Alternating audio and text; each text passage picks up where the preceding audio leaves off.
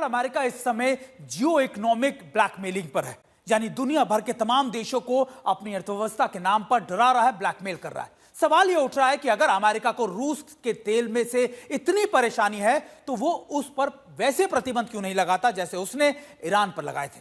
जवाब सीधा है, मामला सिर्फ राजनीति का नहीं बल्कि वैश्विक अर्थव्यवस्था का भी है। हम आपको ग्राफिक्स की मदद से समझाने की कोशिश करते हैं कि आखिरकार रूसी तेल पर ईरान जैसी पाबंदियां क्यों नहीं लगाई जा रही और इसकी सबसे बड़ी कारण क्या है। दरअसल रूसी तेल पर ईरान जैसे प्रतिबंध क्यों नहीं लगाया जा सकता, इसकी बड़ी है 10% तेल बाजारों से गायब हो जाएगा, यानी 10% जो हिस्सेदारी है वो रूस की इस समय तेल बाजार पर है और ये सबसे बड़ा कंसर्न है पूरी दुनिया के लिए। तेल की कीमत $80 प्रति बैरल तक पहुंच जाएगी, यानी अब तक करीबन 60-70 और अब सीधा 80 के पार ये पहुंच सकती है और यही एक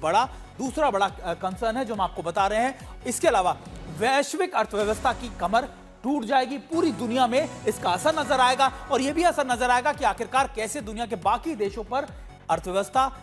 आप कह सकते हैं कि उस पर बुरा असर पड़ेगा। और शायद इसकी तीसरी बड़ी वजह यह है, रूस के मुकाबले ईरान का निर्यात बहुत कम है, वहीं रूस का 10% से ज्यादा हिस्सेदारी है, 10% से ज्यादा उसका आप कह सकते हैं कि उसका इन्वॉल्वमेंट है। अब G7 की $6 प्रति बैरल की कीमत तय की गई थी और इसी हिसाब से लगातार कई देश उससे खरीद भी रहे हैं, इसमें भारत भी है। यूएन में रूस अमेरिका प्रस्ताव को वीटो कर देगा, यानी अगर अमेरिका चाह भी ले तो फिर वो यूएन के अंदर इन बातों को, अपनी मनमानी चीजों को नहीं मनवा सकता, क्योंकि अब उसके बाद रूस इस पर वीटो कर देगा। ये एक बड़ा आप कह सकते हैं कूटनीतिक हार होगी अमेरिका की, जो अमेरिका दुनिया के सामने नहीं लाना चाहेगा। यानी ये बड़ी बातें जो हम आपको बता रहे हैं कि आखिरकार कौन कौन सी बड़ी वजह है जिसकी वजह से लगातार अमेरिका सिर्फ और सिर्फ वो प्रतिबंध रूस पर नहीं लगा रहा जो उसने ईरान पर लगाए या फिर उस तरीके की चीजें करने से बच रहा है। वैसे तो अगर आप देखें, अमेरिका ने अपनी ताकत के मुताबिक दुनिया के कई देशों पर प्रतिबंध लगाए और ये सभी देश चीन में एक साथ मिलने वाले हैं। पूरी दुनिया की नजरें अब चीन पर टिकी हुई हैं। दरअसल अब से ठीक 4 दिन बाद यानी 3 सितंबर को बीजिंग में चीन कई दशकों में अब तक की सबसे बड़ी परेड यानी अपनी विक्ट्री डे परेड करने वाला है। इस परेड में जितनी चर्चा इसमें शामिल होने वाले चीनी सैनिक और हथियारों की हो रही है, उससे कहीं ज्यादा इसमें चर्चाएं लगातार हो रही है उन देशों की, उन राष्ट्राध्यक्षों की जो इसमें शामिल होने वाले हैं। वैसे तो चीन इस परेड में आप कह सकते हैं कि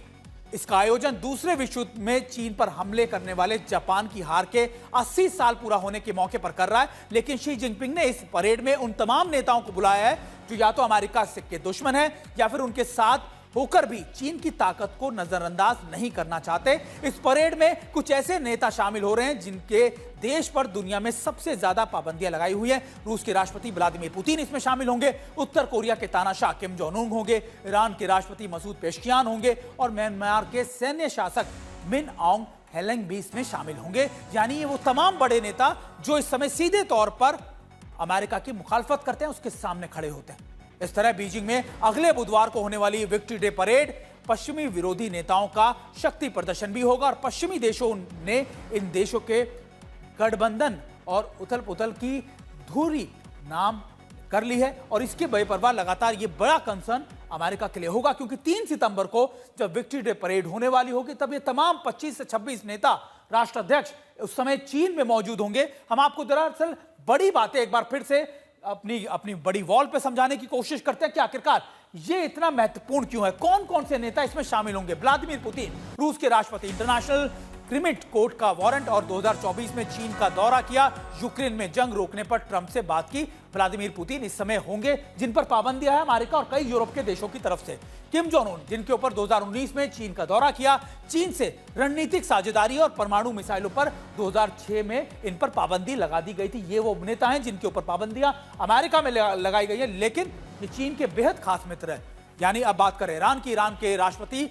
मसूद पेशकियान, तेल कारोबार पर पाबंदी है, चीन 90% तेल ईरान से ही खरीदता है। यानी अब एक अलग रास्ते का अलग अलायंस बनाया जा रहा है जो अमेरिका को यानी डोनाल्ड ट्रंप को बहुत ज्यादा परेशान कर सकता है और शायद यही वजह है कि 3 सितंबर को होने जाने वाली ये विक्ट्री डे परेड अमेरिका के लिए चिंता बढ़ाएगी, क्योंकि करीबन 25 से 26 ऐसे नेता, ऐसे राष्ट्राध्यक्ष उस समय चीन में मौजूद होंगे जो डोनाल्ड ट्रंप को पसंद नहीं करते या फिर आप कह सकते हैं कि डोनाल्ड ट्रंप की मुखालफत करते हैं।